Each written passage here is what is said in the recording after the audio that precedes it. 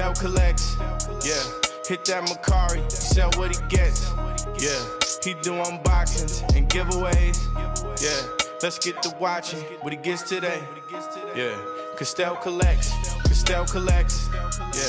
Castell collects, yeah. He do unboxings and giveaways, yeah. Let's get to watching what he gets today, yeah. Castell collects. But until we all melt away, this little ditty right here took forever to get.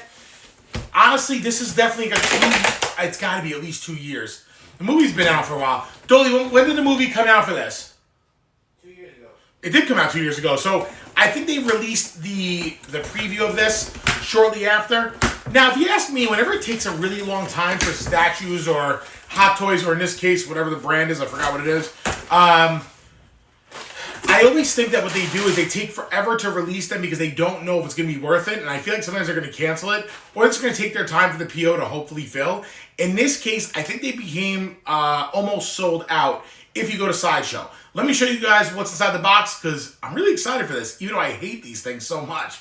All right, guys, here it is, the THREEZERO Optimus Primal. Now, Hasbro's involved in this, obviously, because they have the licensing for Transformers, but it is a THREEZERO piece. I don't know if I'm excited yet for this. I wanted the Cheetor one, but I don't think they made one yet.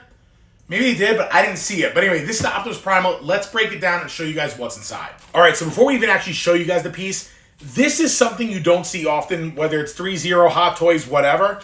They give you a stand for the piece. The Warhammer one, is that right? Yeah, you can see it right here. That Warhammer, War Machine came with a really cool base, but it's not often that you get blessed with a base that articulates. So this is very cool. The base moves. So as you can see here, it's got like a little actuator because it lets you put the Optimus Primal in different poses. So let's break out Optimus Primal. Let me show you guys what he's all about. All right, y'all, here he is, Optimus Primal himself. This is in his robot mode. Now, I want to say there's something very cool about this that reminds me of the actual show, and I really do. Well, number one, I just love the way it looks. I think it's so cool. If you remember the original Beast Wars show, this is, obviously, if you fast forward now to 2024, this is exactly what he would look like. So they didn't skip a beat on that. What I really like, is it's going to sound so silly, but his shoulder pads go up. Now, the reason why I like that is because in the actual old cartoon, his shoulder pads went up. I know it sounds like such a silly little thing to notice, but I like that feature a lot right there. Articulation of this thing is absolutely crazy, so let's break it down. So like I was saying, guys, as you can imagine, they put a lot of great detail in a product like this, and it took so long to freaking make. But honestly, they really, really, really took care of this. Now, that smell of fresh paint makes you know that it's super, super, super new. There's a lot of articulation in this. And I'm going to point out some of these parts to you because I really do appreciate that. Start with the feet. So the articulation of the feet, you got to break them up a little bit and kind of like get it, moving around. But it's only left to right, really. It's got these, springs in the inside that are just decorative, but you can see them right in there. It doesn't go front to back, so that's kind of annoying. Sometimes the toes move. In this case, they don't. So they are pretty just, cut and dry left to right, and that's all. But the knees do articulate very well. And what I like about that is you can see the mechanics inside, all metal inside. So that's really, really, really nice. Of course, you're going to have full arm function. You'll see also in here that they have a couple little add-ons that we're going to put on a little bit. The hands do change out. The arms do open up because he does have weaponry that pops in and out. The shoulder pads, like I showed you, go out. But most importantly, don't forget the head, which we do have a couple swap outs on those. So let's break this thing down and add a little more to it to show you what else it has. So off the bat, you can see they have these little inputs where the sword goes into. I kind of showed you guys that before right here in the arm where it expands out. This is just one of the features for the swords, but there are many, especially if you don't want to get rid of the fists. And then, of course, you could switch the hands out and you can go ahead and put his two swords in with this nice little chain that goes. You can basically throw the swords and throw them right back. So that's very cool, too. Again, very, very, very awesome piece. And what a badass looking piece nonetheless.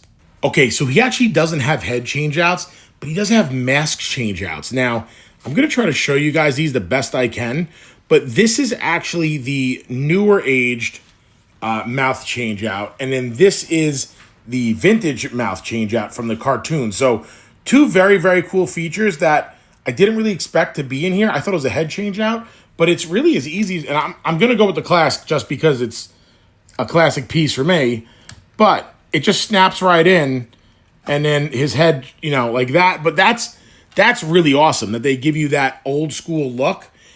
I don't know. I mean, you know, choosers beware, but you can go with the monkey face or you can go with that face. I'm going to choose the vintage way because I think that looks really, really, really cool. Look, the bottom line is at the end of the day, I don't know how to pose these things. I usually use Gatman for that, but it is a really, really, really awesome piece. They really nailed this character. Honestly, they nailed the character. Totally looks good. Didn't expect it to be this nice. Didn't expect to smell that beautiful smell of paint.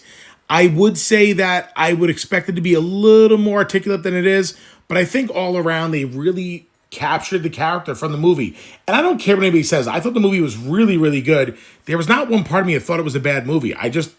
It was different. It was less Michael Bay, and it was more of, hey, we're going to bring characters to life that should have been brought to life that weren't brought back to life the right way. And I think that that's what they did, and I think they gave you the right character for what you wanted to see in the movie. Now, the only downside to the movie, in my opinion, was there wasn't enough of this mode because I thought that this mode was so freaking cool. They did such an injustice by not giving us more of this Optimus Prime because they really did make this really, really, really cool. And look, the figures themselves, they also prove that they were, in fact, that cool. So I think if I was to tell you, is this a 10 out of 10 figure?